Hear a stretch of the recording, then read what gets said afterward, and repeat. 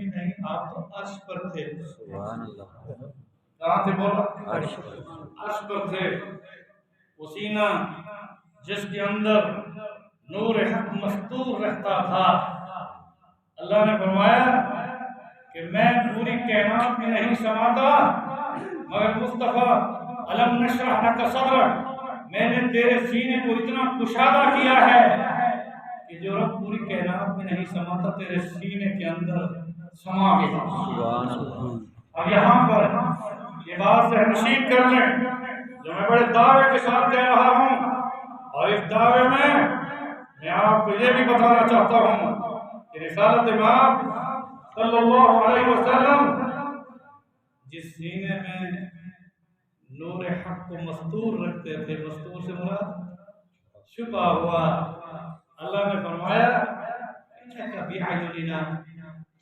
تجھے دیکھتا ہوں، ہمیشہ سے دیکھ رہا ہوں، اب تو سینے کے میرے نور حق کو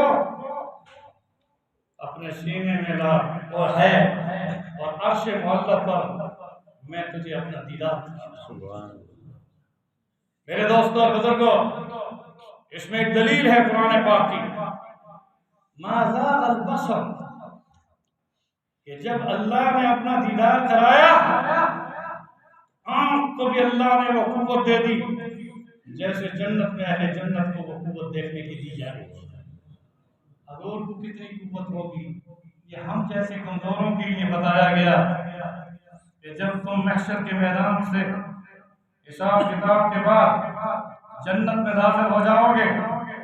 تو ہر مسلمان کی یہ تمنا ہے کہ میں جنت میں ساری نعمتیں حاصل کرنے کے بعد جب عرش معلی سے رب ذوالجلال اہل جنت کو سلام کریں گے اور کہیں گے السلام علیکم یا اہل الجنہ سلام قولا من رب الرحیم، بتاؤ کون سی نعمت رہ گئی؟ اہل جنت کہیں گے پورے مل گئی، باغات مل گئے، جنت مل گئی، نبیوں کی مجلس مل گئی، اور میدان عظیم میں کرسی مل گئی، رسول اللہ منبر اپنے مقام محمود پر بیٹھے ہیں، حضور کی زیارت بھی ہو گئی، اے رب ابھی ہمیں آپ کا دیدار چاہیے۔ تو ہر جمعے جیسے آپ یہاں خطبہ جمعہ سننے کے لیے Lahore press club housing society کہ میرے پیارے بھائیوں اس جامع مسجد میں جیسے تم ان صفوں میں بیٹھے ہو، جنت میں نماز نہیں ہوگی مگر وہاں صفوں میں نیچے نہیں بیٹھو گے۔ حضور نے فرمایا میرا ہر امتی جنت میں اس کو کرسی دی جائے گی، اس کرسی پر اللہ اسے بٹھائیں گے، اور ہر جمعے کو میدان مسجد میں اہل جنت کو رب سلام بھی کریں گے اور فرمائیں گے اب تمہارا رب کبھی تم سے ناراض نہیں ہوگا، تم سے کبھی ناراض نہیں ہوگا۔ اتنا بڑا حوصلہ دیا جائے گا اور کہا جائے گا میں بھی ہمیشہ تم بھی ہمیشہ، اب تمہیں موت نہیں آئے گی، اور تمہارا حسن یوسف کی طرح جو حسن ہے ہر جمعے پہلے تم میری حمد و ثنا جمعے کے خطبے میں سنتے تھے، مجھے دیکھا نہیں تھا، سنتے تھے، اب جنت میں آ گئے ہو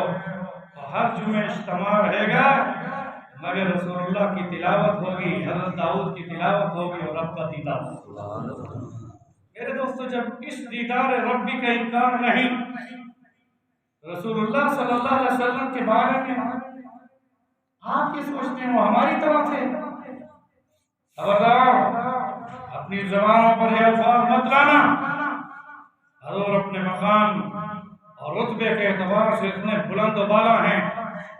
کہ ہم اگر سو جائیں اور نوم مستغرق جو ہوتی ہے ایسی نیند جس میں خراٹے آ رہے ہوں اور کمر بھی لگی ہو تو ہمارا وضو،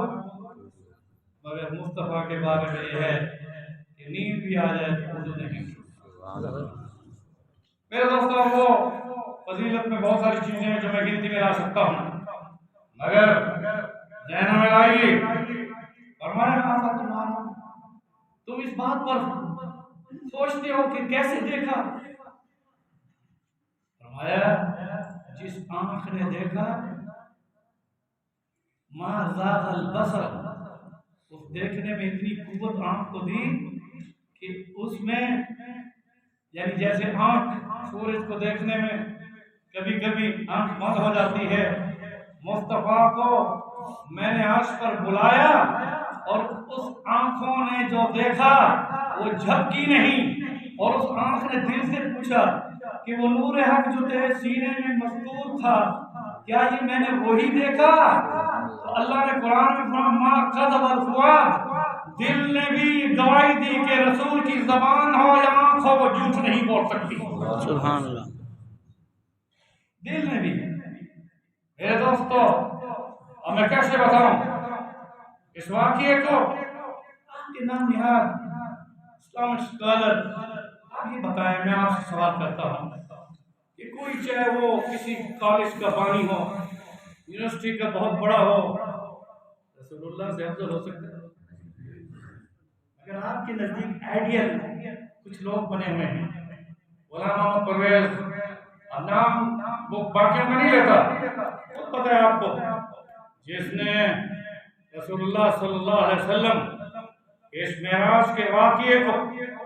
خواب قرار دیا، یہ خواب میں تھا، اگر یہ خواب ہوتا تو حضور کی خدمت میں جب حضرت ابوبکر پہنچ گئے اور حضور بتاتے جا رہے ہیں اور اسی دوران میں مشرکین مکہ میں ابو جہل بھی بیٹھا تھا، اس نے کہا کہ اگر آپ مسجد اقصی گئے ہیں تو بتائیں اس کی کتنی کھڑکیاں ہیں، کتنے دروازے ہیں، کتنے روشن دان ہیں۔ سوال غیر منطقی ہے، مگر اللہ نے فرمایا اے نبی اگر آپ کو میں براق پہ بٹھا کے وہاں لا سکتا ہوں تو مسجد اقصی کو بھی آپ کے پاس لا سکتا ہوں۔ اب وہ سوال کرتے جا رہے تھے، رسول اللہ صلی اللہ علیہ وسلم گنتی کر کے بولو نا، بولتے جاؤ،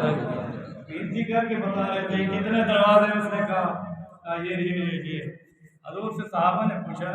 یا رسول اللہ آپ ایسے دیکھ رہے تھے اور ایسی گنتی کر رہے تھے کہ کیا یہ وحی کے ذریعے سے بات ہو رہی تھی؟ کہا نہیں، جس مصطفیٰ کو رب نے وہاں پہنچایا مسجد اقصی کو بیت عقیل حضرت علی کے گھر کے پاس ٹھہرا دیا، گھر بھی بتایا عقیل کا گھر، اس پر اور گنتی کرتے گئے۔ اب بتائیے کہ زکوٰۃ ہو، روزہ ہو، حج ہو، احکامات دین ہوں، یہ ان کی جتنی وحی ہے یہ جبریل امین کے ذریعے سے زمین پر نازل ہوئی۔ حضور کی بعثت کے بعد غار حرا سے آپ کی 23 سالہ بعثت میں یہ سارے احکامات بذریعہ جبریل امین آئے۔